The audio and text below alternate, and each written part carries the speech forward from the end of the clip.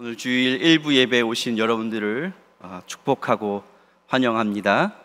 하나님의 은혜가 여러분들 모두 가운데 함께 하시기를 간절히 소망합니다. 광야라는 말을 여러분 많이 들어보셨을 것입니다. 이런 광야라는 말을 들으면은 생각나는 것들이 있습니다. 저는 먼저 광야라는 말을 들었을 때 모래사막이 생각이 났습니다. 사막은 평균 40도 이상의 고온이 계속 유지되고 있고 강수량이 적어서 식물들과 생물들이 거의 살 수 없는 지역을 의미하고 있습니다. 이 사막 지역, 이곳을 지나가기 위해서는 특별한 안전장치와 더불어 물과 식량 이런 것들이 꼭 필요함을 우리는 알 수가 있습니다. 그런데 이런 험난한, 인간이 살기 힘들고 식물들도 살기 힘든 이런 모래사막 광야에서 1년도 아닌 40년 동안 살았던 사람들이 있었습니다. 그 사람들은 바로 모세시대의 이스라엘 백성들이었죠. 그들 수만 따져도 100만, 거의 200만 정도 되었다고 하는데요, 이 사람들이 40년간 이 험난한 모래사막 가운데서 살았습니다. 그들이 40년간 있었던 장소는 안정된 삶을 누릴 수 있는 많은 것들이 하나도 없는 곳이었고, 자신의 힘으로는 살아갈 수 있는 것이 1%의 가능성도 있는 것이 불가능한 그런 곳이었습니다. 특별히 광야는 또 믿는 자들의 고난의 시간을 의미하고 있습니다.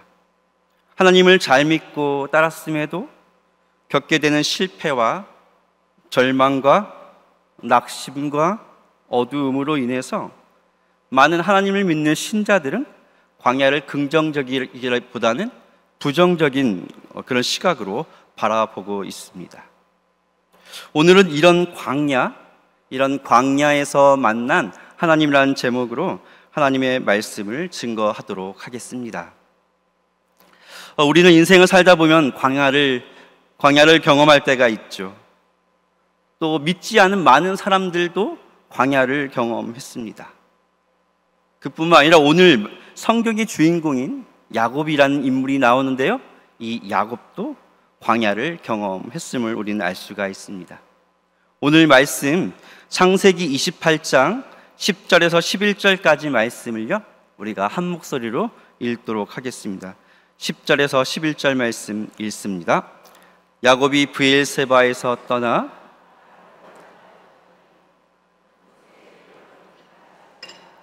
거기서 유숙하려고 그곳에 한 돌을 가져다가 베개로 삼고 거기 누워 자더니. 아멘. 야곱의 인물에 대해서는 여러분들도 잘 알고 계실 것입니다.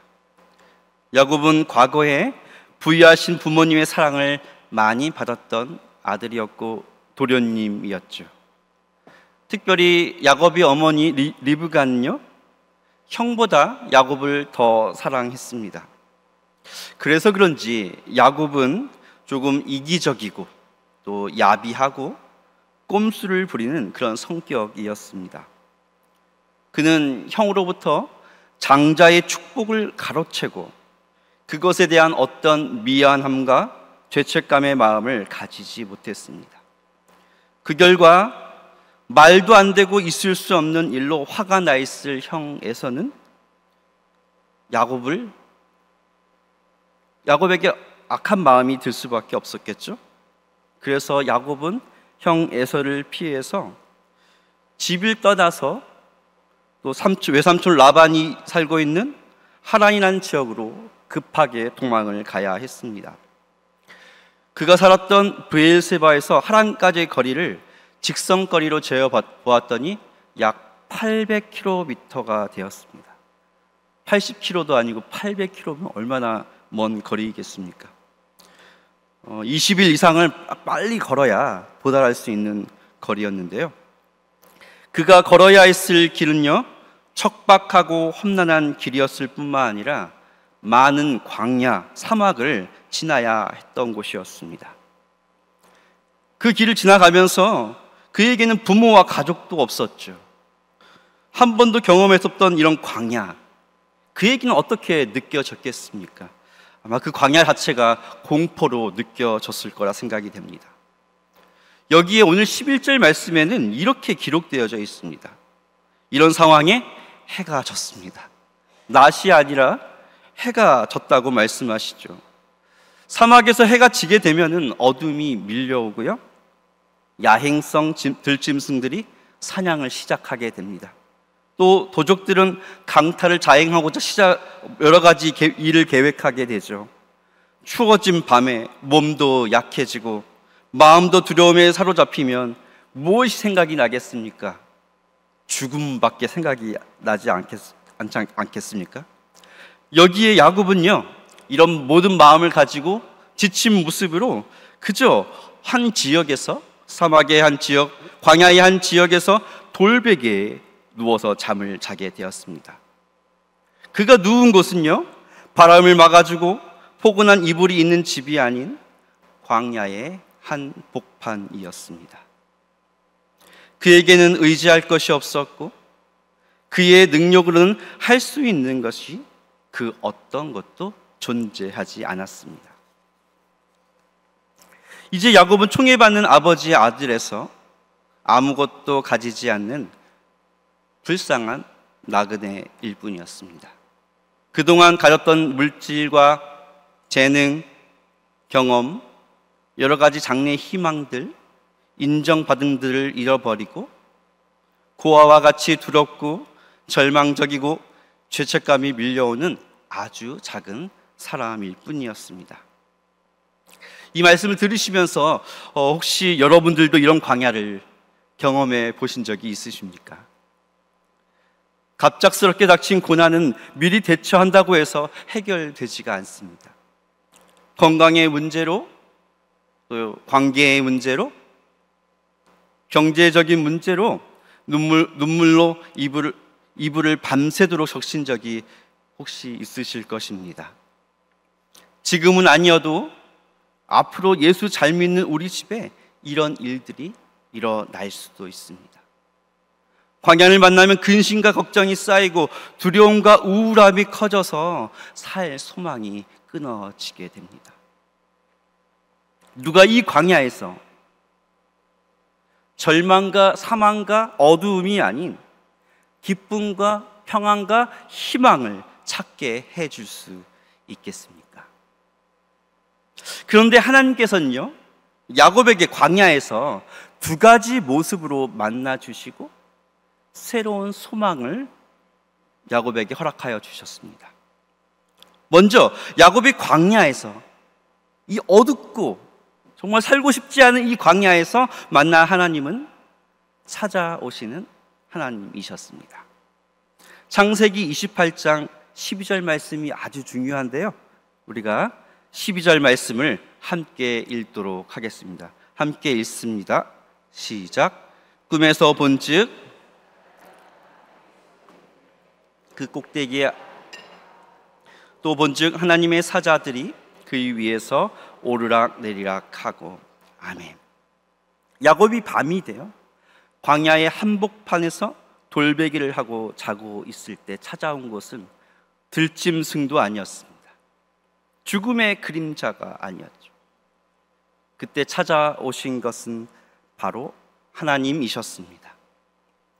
하나님은 야곱에게 찾아오셔서 꿈을 통해 환상을 보여주시고 하늘로 이어지는 사닥다리와 하나님의 사자들을 보게 하셨습니다.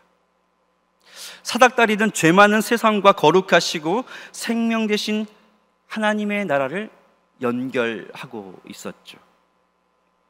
야곱, 그는 여전히 죄가 많고 혈기가 가득했습니다. 이 사건 이후에도 이런 모습이 계속 보여집니다. 교만하였죠. 너무 연약해서 스스로 만든 그물에 자기가 걸린 아주 어리석은 그런 사람이었습니다. 그럼에도 하나님은 그가 광야에 있을 때, 다른 곳이 아닌 광야에 있을 때 찾아오셔서 사닥다리를 통해 죄 많고 연약한 자신을 하나님의 나라로 인도함을 알게 하셨습니다.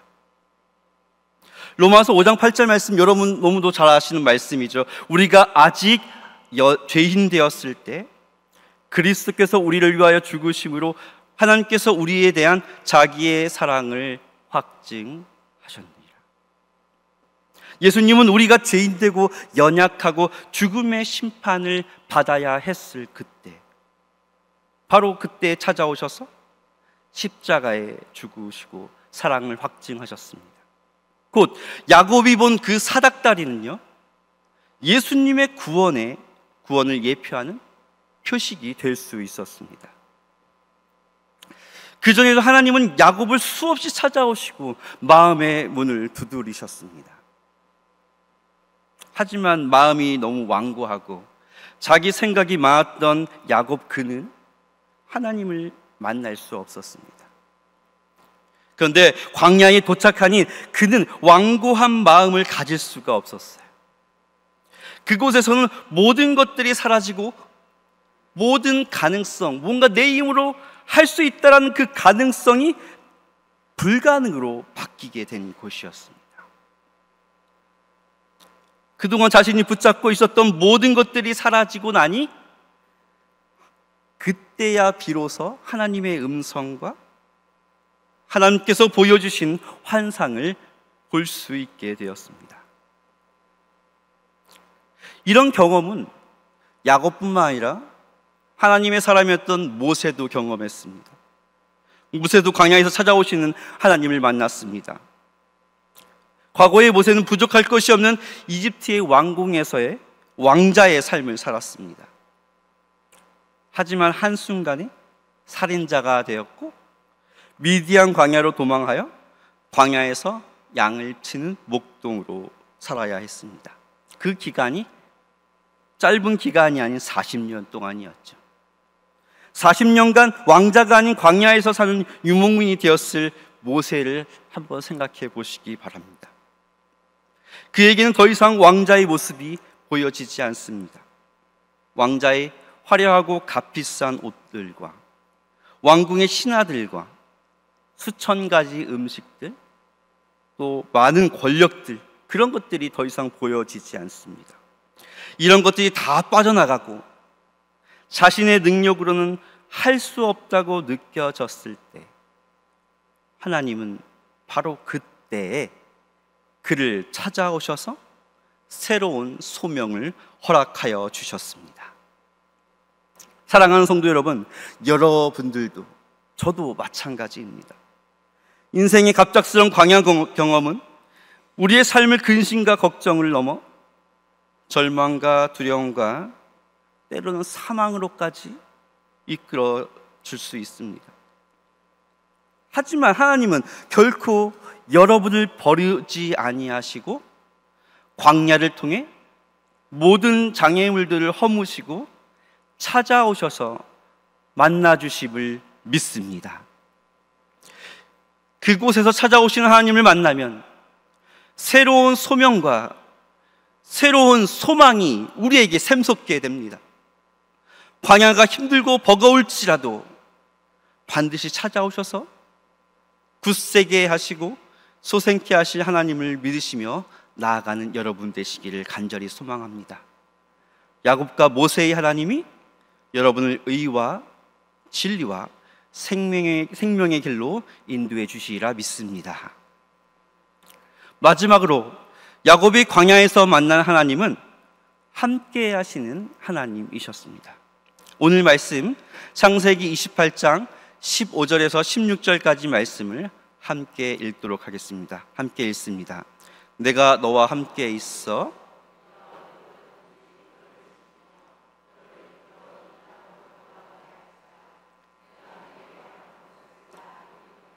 너를 떠나지 아니하리라 하신지라. 야곱이 잠이 깨어 이르되 여호와께서 과연 여기 계시거늘 내가 알지 못하였도다. 아멘. 그동안 야곱은 하나님께서 함께 하심을 알지 못했습니다. 그는 세상의 자랑과 자기 교만으로 하나님이 아닌 자기의 힘과 지식으로만 살고자 했습니다. 그래서 하나님을 만나지 못했죠. 그런 그가 광야에 도착하니 하나님은 그를 훈련의 길로 인도하여 주셨습니다. 오늘 말씀 16절 마지막에 하나님을 만난 야곱이 이렇게 고백을 하였습니다. 하나님께서 바로 그 광야에 계셨는데 제가 알지 못했습니다 라고 회개하였습니다. 교만하고 자기 중심적이었던 야곱이 스스로의 입으로 하나님을 알지 못했다고 고백하는 것은 기적과 같은 일이었습니다. 이는 하나님께서 그에게 베푸신 광야 훈련이었으며 모든 것을 내려놓게 하신 하나님의 계획하심 때문이었습니다. 광야 훈련. 사도행전의 스데반 집사님은 하나님께서 이스라엘 백성들을 광야교회에서 훈련받게 하셨다라고 사도행전 7장에 말씀하셨습니다. 이스라엘 백성들은 40년간 광야에서 살았죠. 광야는 위로는 하늘밖에 없었고 아래는 땅밖에 보이지 않았습니다. 다른 것들은 어떤 것도 보이지 않았고 무엇인가를 할 수도 없었습니다. 이스라엘 백성들이 할 수 있었던 것은요, 자신의 배고픔과 목마름을 하나님께 고백하고 모세에게 나아갔을 때 하나님으로부터 만나와 메추라기, 그리고 반석에서 샘솟는 물을 마시는 것이었습니다. 어머니가 우는 아이에게 젖을 먹이듯 하나님으로부터 공급을 받는 것, 그것이 이스라엘 백성들이 할 수 있었던 것입니다. 그리고 이 훈련은 하나님께서 가라고 하시면 가고 멈추라고 하시면 멈추는 순종의 훈련이었습니다. 하나님은 이스라엘 백성들을 구름 기둥으로 인도하셨습니다. 하나님의 법궤에서 구름이 떠오르면 이동을 해야 했고 구름이 멈추면 그 자리에 머물러 있어야 했습니다. 이 하나님의 말씀에 순종하는 훈련을 경험한 결과 이스라엘 백성들은 요단강을 건너 가나안을 정복할 때 어떤 불평이나 원망이 없었습니다. 요단강을 건너라고 하면 건넜죠. 여리고성을 돌라고 하면 그들은 아무 말 없이 건넜습니다.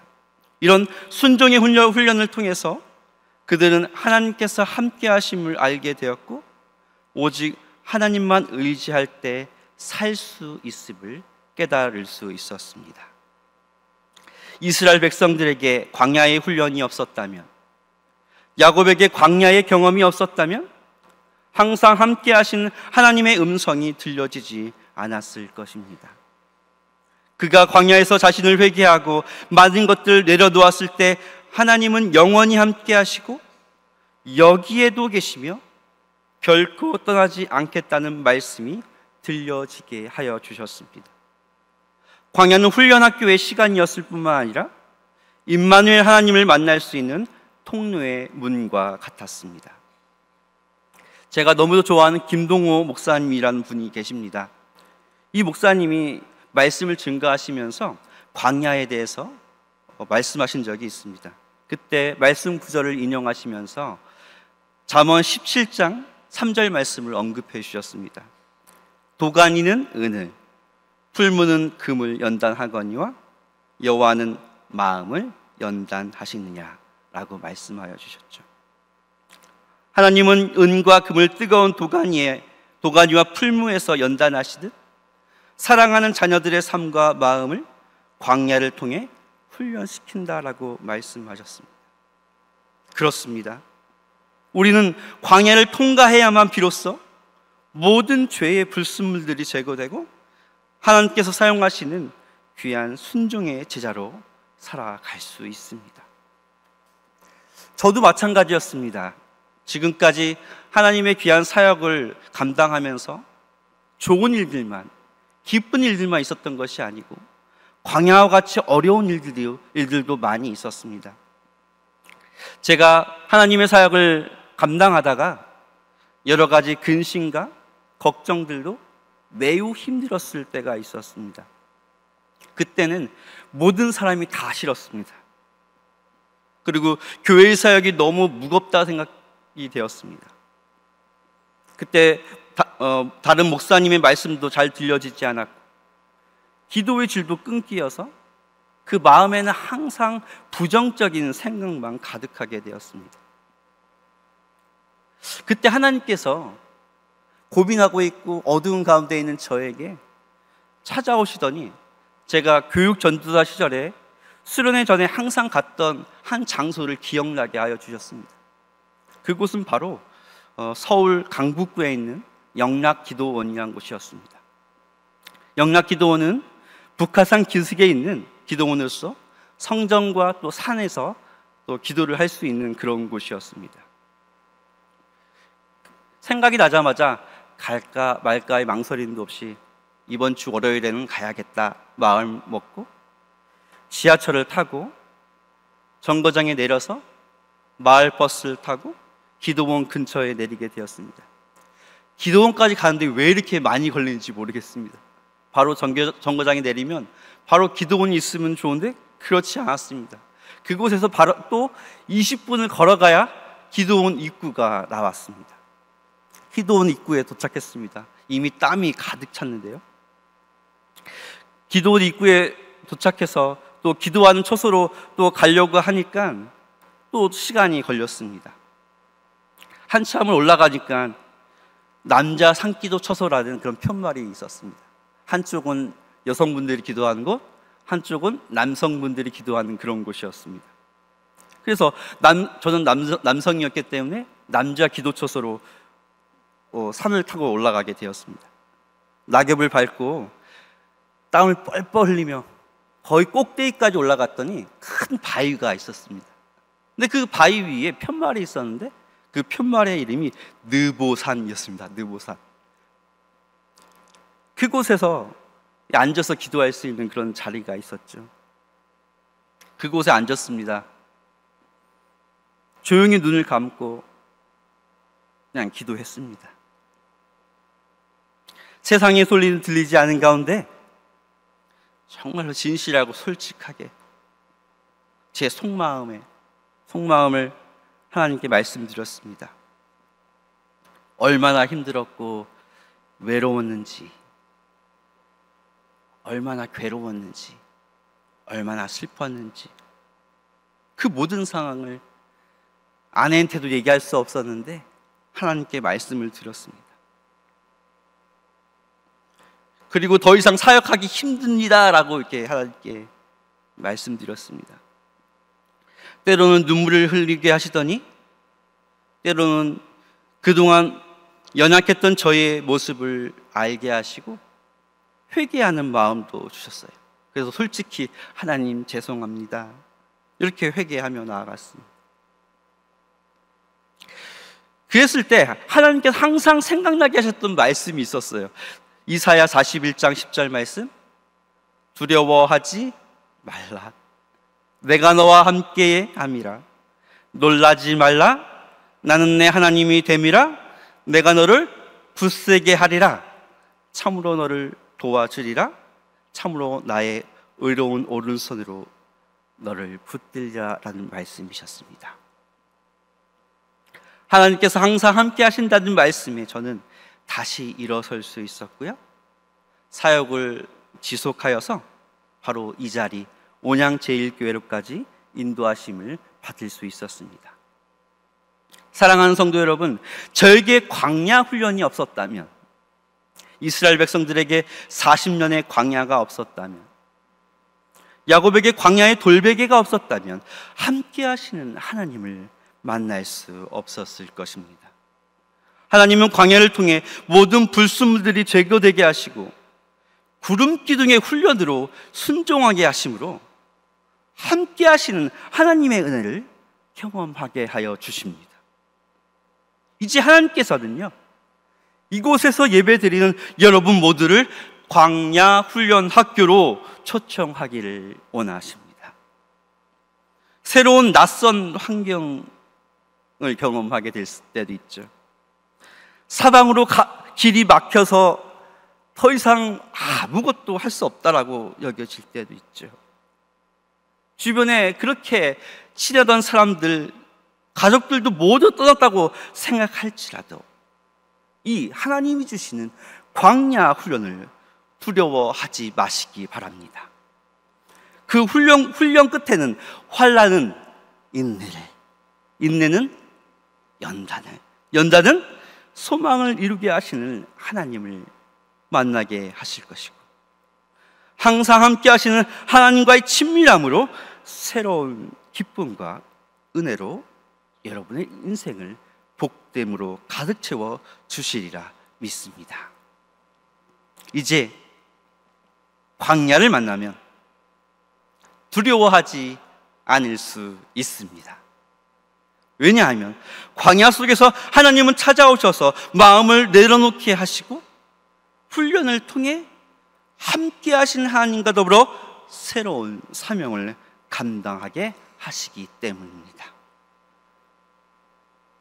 지금 이 시간 광야를 만나고 계시다면 하나님의 세미한 음성에 응답하여 하나님과 친밀하게 대화할 수 있는 곳으로, 있는 시간으로 나아가시기 바랍니다. 그리할 때 하나님은 반드시 찾아오셔서 말씀하여 주시고 하나님의 영으로 가득 채워주시며 더 이상 광야가 두려움이 아닌 생명 그 자체임을 깨닫게 하여 주시리라 믿습니다. 기도하시겠습니다. 하나님 아버지, 감사합니다. 오늘 이 시간 주님 앞에 나와 예배하게 하여 주시고 하나님의 말씀을 듣게 하여 주셔서 감사를 드립니다. 광야를 지날지라도 주님께서 찾아오셔서 저희들을 훈련시키시고 함께 하시는 하나님을 경험케 하여 주심을 믿습니다. 저희들의 모든 인생 가운데 어떤 광야가 있을지라도, 지금도 경험되어질지라도 오직 하나님만 바라보게 하여 주시옵소서. 구름 기둥과 불 기둥의 은혜를 경험하게 허락하여 주시옵소서. 더 이상 광야가 두려움이 아닌 하나님의 생명임을 깨닫게 하여 주시옵시고 이 광야를 통과함으로 많은 죽어가는 생명들을 구원하는 하나님의 사명자로 거듭나게 하여 주시옵소서. 예수 그리스도의 이름으로 기도드립니다. 아멘.